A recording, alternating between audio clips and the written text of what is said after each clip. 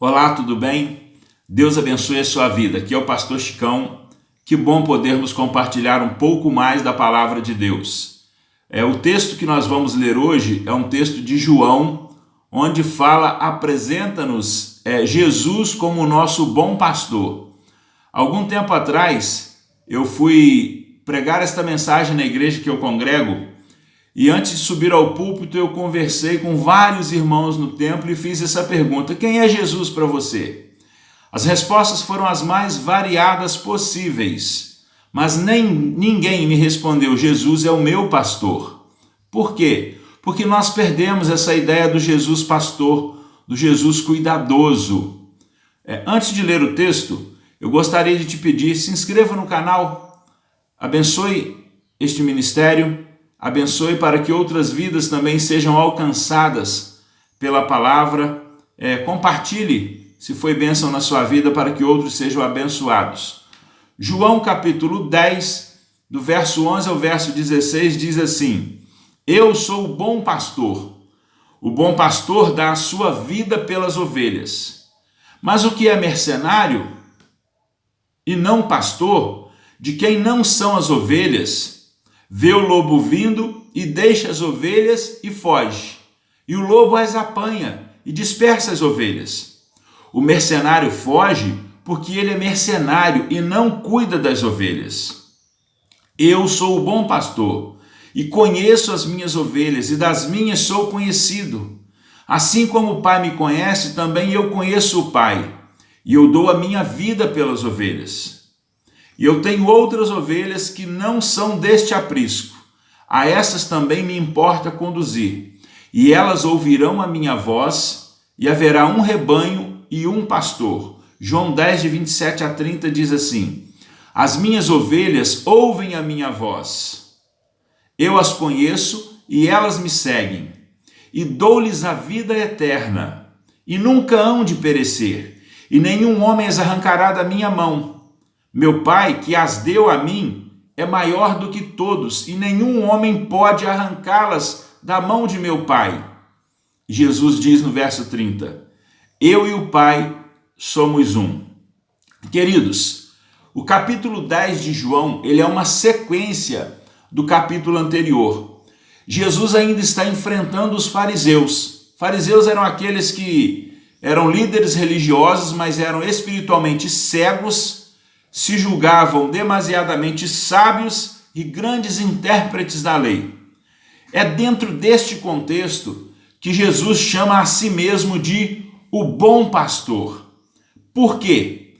Porque ele é o pastor genuíno, em contraposição aos falsos pastores e os assalariados que ao longo dos séculos exploraram o povo de Deus. E obviamente que qualquer semelhança com coisas que temos visto nos dias atuais não é de forma nenhuma mera coincidência. Mas nós precisamos ter em mente que os governantes civis, como os reis, os príncipes e governadores, eram chamados de pastores, embora muitos deles tenham sido mais semelhantes a lobos e ladrões. Eis aí uma outra coincidência com os dias atuais. O Messias prometido, precisava ser um pastor amoroso. Vejamos Isaías capítulo 40, do versículo 9 ao versículo 11. Diz assim: Ó Sião, que traz boas novas, sobe tu em direção ao alto monte. Ó Jerusalém, que traz boas novas, ergue tua voz com força, ergue-a, não estejas atemorizada. Dize para as cidades de Judá: Eis vosso Deus. Eis que o Senhor Deus virá com forte mão, e seu braço governará por ele. Eis que seu galardão está com ele, e sua obra o precede. Ele alimentará seu rebanho como um pastor. Ele ajuntará os cordeiros com seu braço e os carregará no seu colo, e conduzirá gentilmente aquelas que estão com cria. Esse texto de Isaías é lindo, principalmente o versículo 11, e eu quero repetir para você. Ele alimentará o seu rebanho como um pastor. Ele ajuntará os cordeiros com seu braço e os carregará em seu colo e conduzirá gentilmente as que estão com cria. Jesus, o nosso Jesus, é esse Messias. A palavra traduzida por bom, na expressão bom pastor, carrega os seguintes sentidos: Deus nobre, digno de louvor, desejável e agradável. Jesus qualifica-se perfeitamente para essa definição, disso não tenho a menor dúvida. Ovelha, palavra ovelha, ela é mencionada mais de 300 vezes na Bíblia Sagrada. Ela é citada mais do que qualquer outro animal. Pode ser embaraçoso para alguns cristãos aprender que as ovelhas, o animal, a ovelha, são animais indefesos e que são propensos a se desviar. Porque as ovelhas têm a vista ruim e elas tendem a seguir as outras ovelhas sem pensar, sem raciocinar, além de serem animais muito teimosos. E Deus faz as coisas perfeitamente, né? Porque nós, ovelhas, somos exatamente dessa forma. Mas alguns cristãos não gostam dessa ideia, de se entenderem, de se verem, de se enxergarem dessa forma. A ideia aqui é a seguinte: examinarmos alguns pontos do relacionamento existente entre Jesus, o bom pastor, e as suas ovelhas. E aí aplicarmos essas verdades à nossa própria vida, uma vez que nós somos ovelhas, membros do rebanho do Senhor. Ok? Então, antes de mais nada, o pastor, Jesus, é quem possui a ovelha. As ovelhas pertencem a Jesus Cristo. As ovelhas de Cristo são chamadas de suas ovelhas, em João 10, 3 e 4. E Jesus se refere às ovelhas como minhas ovelhas, em João 10, 14, 26 e 27. Porque Jesus reivindica para si as ovelhas como seu rebanho. Elas são suas por quê? Porque o Pai as deu para ele. João 10, 29 e João capítulo 17. E porque ele as comprou. Jesus comprou as ovelhas. Jesus nos comprou quando morreu na cruz. João capítulo 10, verso 11, 15, 17 e 18. A morte de Jesus, ela é mencionada diversas vezes no Evangelho de João, e cada texto revela algo muito especial sobre essa morte. Vejamos, João 1,29 vai dizer que ele morreu vicariamente. O que é isso? Vicário é o substituto, ou seja, Jesus morreu para nos substituir na cruz do Calvário. Quem merecia a cruz? Eu e você. Simples assim, ok? O texto diz assim: vejam, é o Cordeiro de Deus que tira o pecado do mundo, em João 1,29. Sob a antiga aliança, a ovelha morria por seus pastores, a ovelha morria para que os pecados fossem perdoados. Sob a nova aliança, o pastor morreu pelas ovelhas. Olha que coisa fantástica o que Jesus fez por nós. Jesus, o pastor, morreu por nós, suas ovelhas. Quem, além de Deus, sabe quantos cordeiros foram sacrificados durante a história de Israel? Ninguém. Somente Deus sabe. Jesus, em um ato de sacrifício, ele morreu pelos pecados de todo mundo de uma vez por todas. Jesus, o Cordeiro de Deus que tira o pecado do mundo, morreu pelos pecados de todo mundo de uma vez por todas. Jesus fez isso por nós para que nós possamos ser suas ovelhas e que nós possamos dizer do fundo do meu coração: o meu amado é meu e eu sou dele. Nós pertencemos a Jesus. Jesus nos possui, nós somos propriedade dele e ele provou o seu amor quando ele morreu por nós.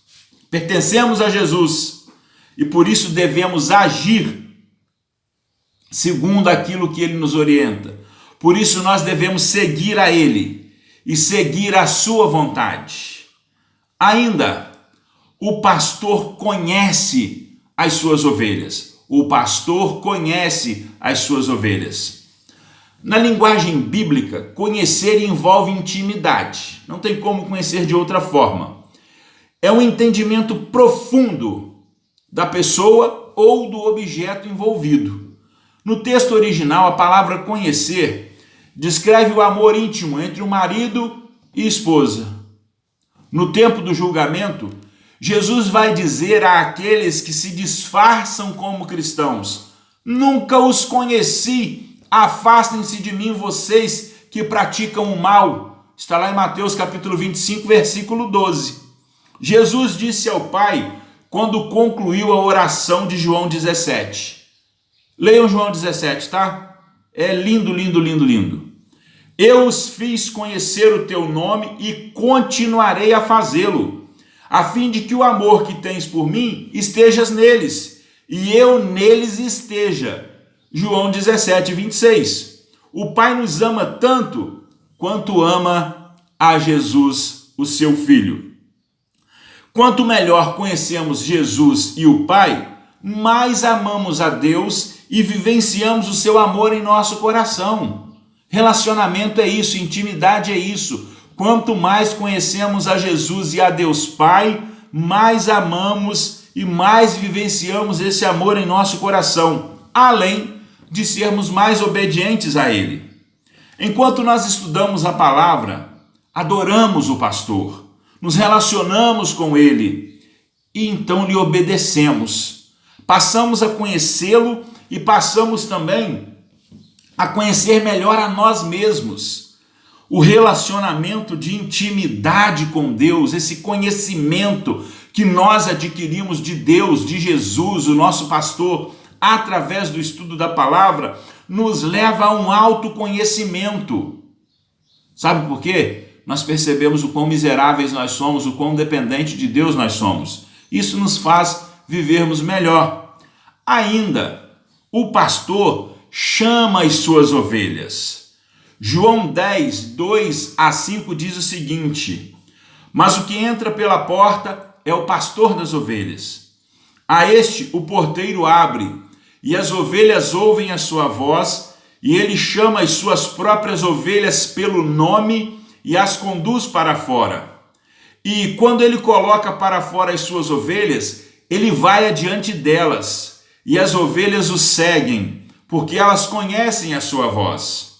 E não seguirão um estranho, mas fugirão dele, porque elas não conhecem a voz dos estranhos. O nosso pastor, Jesus, ele nos chama para que nós possamos segui-lo. Isso representa uma transformação de mente e total separação da vida antiga. Observe isso, não dá para ser um seguidor de Jesus e continuar vivendo a mesma porcaria de vida que nós vivíamos antes de o Senhor nos chamar para si. O que as Escrituras chamam, sabe de quê? De arrependimento. É isso. Quando o Senhor nos chama, quando nós decidimos caminhar com Jesus, nós precisamos ter a nossa mente mudada e a vida antiga que vivíamos precisa ficar para trás. A isso a Escritura chama de arrependimento. E não existe nenhuma concessão. Jesus afirmou o seguinte: aquele que não está comigo está contra mim. Aquele que comigo não ajunta, espalha. Em Mateus 12:30. Ele quer discípulos. Jesus quer discípulos e não apenas membros de igreja. Jesus não está preocupado com membros de igreja. Jesus não quer membros de igreja. Jesus quer discípulos. O chamado de Deus para nós é totalmente um ato de graça. Não existe nenhum merecimento em nós, não existe nada de bom em nós. Nós não fizemos nada para merecer isso. O chamado de Deus, o chamado de Jesus para nós o seguirmos é totalmente um ato de graça. Não existe nada em nós, nenhum atrativo em nós para que o Senhor nos chame. Ele chama as suas ovelhas pelo nome. Gente, esse negócio é fantástico.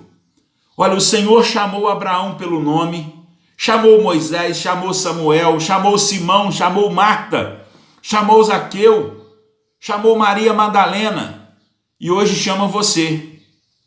onde quer que você esteja, o Senhor hoje te chama para que você se torne um discípulo dele, para que você possa segui-lo, para que a sua mente e a sua vida sejam transformadas. Hoje nós não ouvimos a voz de Deus como aqueles irmãos ouviam, mas o Espírito Santo usa a palavra de Deus para convencer a nossa mente, para tocar o nosso coração. O nosso pastor não só nos chama de qualquer aprisco, de qualquer lugar que estejamos, mas ele também nos salva. Mas ele também nos chama a segui-lo. Jesus nos chama a segui-lo em tudo aquilo que nós fizermos. Quando nós fazemos isso, nós então servimos a Jesus. O Espírito Santo atuando em nosso interior, ele nos adverte, ele nos mostra quando nós ouvimos vozes que não são vozes do nosso pastor. O Espírito Santo que habita em nós nos mostra a diferença entre a voz do nosso verdadeiro pastor Jesus e a voz daqueles que nada têm de compromisso conosco. Mas você sabe o que é realmente difícil? A dificuldade está em nós confessarmos que somos ovelhas e que precisamos desesperadamente de um pastor. Eu gosto de Jeremias e nós precisamos concordar com ele no capítulo 10, verso 23, quando ele diz: Eu sei, Senhor, que não estás nas mãos do homem o seu futuro. Não compete ao homem dirigir os seus passos. É difícil, mas nós precisamos concordar e aceitar essa declaração de Jeremias. Não está nas nossas mãos o nosso futuro, e não compete a nós dirigirmos os nossos passos. Também precisamos concordar com o profeta Isaías, no capítulo 53, versículo 6, quando ele diz: Todos nós, tal qual ovelhas, nos desviamos, cada um de nós se voltou para o seu próprio caminho. E o Senhor fez cair sobre ele, sobre Jesus, o nosso pastor, a iniquidade de todos nós. Nós precisamos de Jesus. Nós precisamos que Jesus seja o nosso pastor, que Jesus seja o nosso guia, que o Espírito Santo nos direcione através da palavra. Declarar ser uma das ovelhas de Jesus, e contudo nós não seguirmos a Jesus, isso é mentira, isso é rebeldia. E tanto a mentira quanto a rebeldia são pecados terríveis. A maior parte do problema deste mundo ela é causada por pessoas que ignoram a Jesus Cristo e insistem em seguir o seu próprio caminho, ainda que estejam sentadas num banco de igreja domingo a domingo. Isso pode ocorrer. E vou dizer mais, isso ocorre com muita frequência. E isso ocorre nas nossas igrejas locais. Então veja bem, eu não tenho nenhuma autoridade para julgar a ninguém. Eu sou um miserável pecador. A intenção aqui não é essa, mas a intenção aqui é nos levar a uma reflexão daquilo que nós estamos fazendo enquanto ovelhas de Jesus. Somos de fato ovelhas? Estamos vivendo de fato como discípulos de Jesus? Estamos realmente ouvindo a voz do nosso pastor e o seguindo? Ou só estamos compondo membresia de igreja? Estamos somente ocupando espaço no banco aos domingos? Ou nem isso? Que o Senhor tenha misericórdia de nós, que nós possamos carregar em nosso coração a ideia real e verdadeira de Jesus como nosso pastor, o nosso bom pastor, aquele que deu a vida por nós, aquele que nos conhece e nos chama pelo nome, aquele a quem nós devemos ouvir a voz e segui-lo.